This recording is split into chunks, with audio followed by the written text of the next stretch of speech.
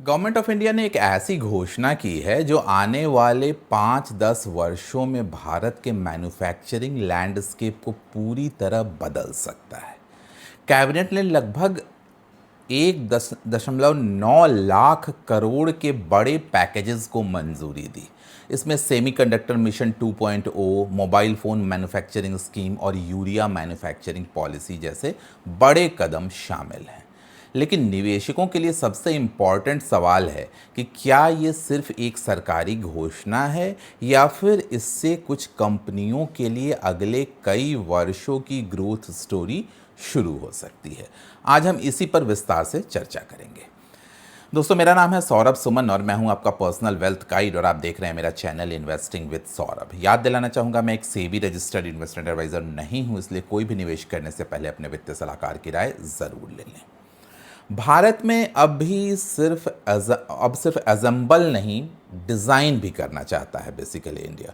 पिछले कुछ वर्षों में भारत ने मोबाइल मैन्युफैक्चरिंग में बड़ी सफलता हासिल की।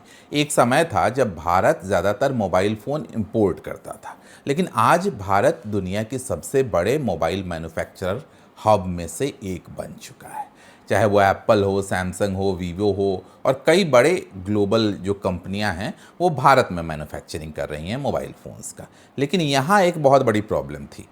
हम मोबाइल असेंबल तो कर रहे थे, लेकिन अधिकांश कंपोनेंट्स या चिप्स या इवन टेक्नोलॉजी बाहर से ही आती थी, यानी वैल्यू एडिशन लिमिटेड था।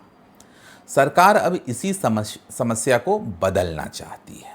सेमीकंडक्टर 2.0 क्या है? भारत ने लगभग 1.27 लाख करोड़ का सेमीकंडक्टर मिशन 2.0 प्रोग्राम लॉन्च किया है।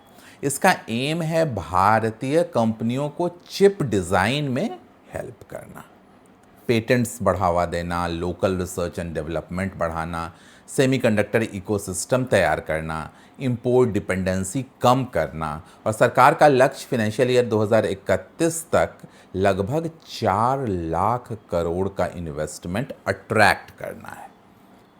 ध्यान दीजिए, चिप मैन्युफैक्चरिंग सिर्फ इंडस्ट्री नहीं है, ये artificial intelligence, defence, data centre, electric vehicle, telecommunication, robotic और कंज्यूमर इलेक्ट्रॉनिक्स की बैकबोन है।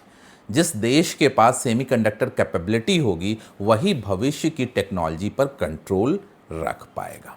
भारत क्यों पीछे रह गया था? जब ताइवान, साउथ कोरिया और चाइना सेमीकंडक्टर इकोसिस्टम बना रहे थे, तब भारत मुख्य रूप से सर्विस इकोनॉमी पर फोकस कर रहा था। अब दुनिया बदल रही है। चाइना प्लस वन स्ट्रैटेजी के कारण कंपनियां सप्लाई चेन डाइवर्सिफिकेशन चाहती हैं, जियोपॉलिटिकल रिस्क्स बढ़ रहे हैं, एआई रिवॉल्यूशन चिप डिमांड को एक्सप्लोड कर रहा है और ऐसे में भारत के लिए ये एक बहुत बड़ी अपॉर्चुनिटी है। मोबाइल मैन्युफैक्चरिंग स्कीम में क्या का इंपॉर्टेंट है? सरकार ने लगभग 62,500 करोड़ की नई मोबाइल मैन्युफैक्चरिंग पॉलिसी को मंजूरी दी है।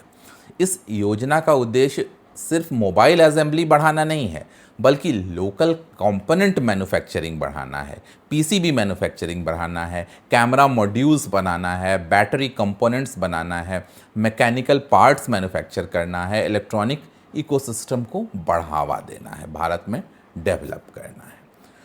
और जो कंपनियां भारत में कंपोनेंट्स और सब असेंबलीज बनाएंगी, उन्हें इंसेंटिव भी मिलेगा गवर्नमेंट ऑफ इंडिया से। यानी सरकार अब सिर्फ फाइनल प्रोडक्ट नहीं, बल्कि पूरी सप्लाई चेन को इंडिया लाना चाहती है। लेकिन इसका निवेशकों के लिए क्या मतलब है? दोस्तों, जब सरकार किसी सेक्टर को मल्टी ईयर प्रायोरिटी देती है, तो बेनिफिट केवल एक कंपनी को नहीं मिलता, पूरे इकोसिस्टम को फ़ायदा होता है। और यही वो जगह है जहां निवेशकों को ध्यान देना चाहिए। एक तो जो बढ़ रहा है डिक्सन टेक्नोलॉजीज़, सबसे पहला नाम जो दिमाग में आता है, कहीं से स्टॉक रिकमेंडेशन नहीं है, आप इसका यूज़ स्टडी पर्पस के लिए कर सकते हैं जो मैं कहने जा रहा हूँ।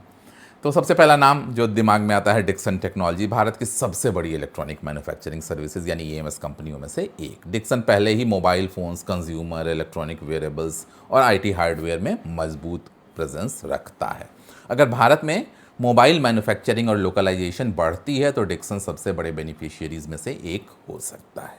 दूसरी company PG Electroplast. PG Electroplast ने पिछले कुछ वर्षों में शानदार एग्जीक्यूशन किया है। Company electronic manufacturing sector, consumer durables और इलेक्ट्रॉनिक मैन्युफैक्चरिंग में बड़ी तेजी से एक्सपेंशन कर रही है। मोबाइल इकोसिस्टम के एक्सपेंशन का इनडायरेक्ट बेनिफिट इसे मिल सकता है। लाइकवाइज सिरमा एसजीएस टेक्नोलॉजीज, ये company PCB assembly, electronic systems और हाई एंड इलेक्ट्रॉनिक मैन्युफैक्चरिंग में काम करती है। जैसे जैसे इलेक्ट्रॉनिक वैल्यू चेन भारत में डेवलप होंगे, ऐसी कंपनियों का रोल बहुत इम्पॉर्टेंट हो जाएगा। Likewise Kaynes Technology electronic system design and manufacturing यानी ईएसडीएम क्षेत्र की प्रमुख कंपनी है। इंडस्ट्रियल इलेक्ट्रॉनिक्स, डिफेंस इलेक्ट्रॉनिक्स हो, ऑटोमोटिव इलेक्ट्रॉनिक्स से काफ़ी इंपॉर्टेंट प्रेजेंस है इसका। सेमीकंडक्टर इकोसिस्टम को डेवलप करने से केन्स जैसे खिलाड़ियों के लिए नए अवसर पैदा हो सकते हैं। वहीं एवेलॉन टेक्नोलॉजी भी हाई प्रिसीजन इलेक्ट्रॉनिक मैन्युफैक्चरिंग में काम करती है। डिफेंस, एरोस्पेस और इंडस्ट्रियल इलेक्ट्रॉनिक्स जैसे एरिया में इसकी स्पेशलाइजेशन है। इसके साथ ही टाटा ग्रुप भी है। सेमीकंडक्टर क्षेत्र में टाटा ग्रुप का नाम लगातार चर्चा में है। ग्रुप पहले से सेमीकंडक्टर फैब्रिकेशन, असेंबली, टेस्टिंग और पैकेजिंग इकोसिस्टम में इन्वेस्टमेंट करता रहा है। यदि भारत सेमीकंडक्टर मैन्युफैक्चरिंग हब बनता है तो टाटा ग्रुप का इम्पोर्टेंस भी काफ़ी बढ़ सकता है। सीजी पावर ने भी सेमीकंडक्टर मैन्युफैक्चरिंग चेन में एंट्री ले ली है। ये उन कंपनियों में है जहां मतलब ये सारी कंपनियां मार्केट बड़ी ध्यान से देख रहा है कि इन कंपनियों में कैसी ग्रोथ आएगी। HCL टेक्नोलॉजीज, टेक महिंद्रा, लोग सेमीकंडक्टर सुनते ही केवल फैक्ट्री की बात करते हैं, लेकिन चिप डिज़ाइन भी उतना ही इम्पॉर्टेंट है। भारत दुनिया के बड़े चिप डिज़ाइन टैलेंट पूल में से एक है। चिप डिज़ाइन हो, एम्बेडेड सिस्टम्स हो, इंजीनियरिंग सर्विसेज में काम आने वाली IT कंपनियों को भी उतनी ही बड़ी अपॉर्चुनिटी मिल सकती है। डेटा सेंटर थीम मजबूत हो सकता है। सेमीकंडक्टर, AI, इलेक्ट्रॉनिक मैन्युफैक्चरिंग बढ़ेंगे तो डेटा सेंटर की ज़रूरत भी बढ़ेगी। यहाँ पर निवेशकों की नज़र होनी चाहिए। Netweb technology, E2E network, black box, Tejas, RailTel, power infrastructure कंपनियाँ भी बढ़ेंगी, क्योंकि चिप इकोनॉमी केवल चिप्स तक लिमिटेड नहीं रहेगी, ये पूरे टेक्नोलॉजी इकोसिस्टम को अफेक्ट करेगी।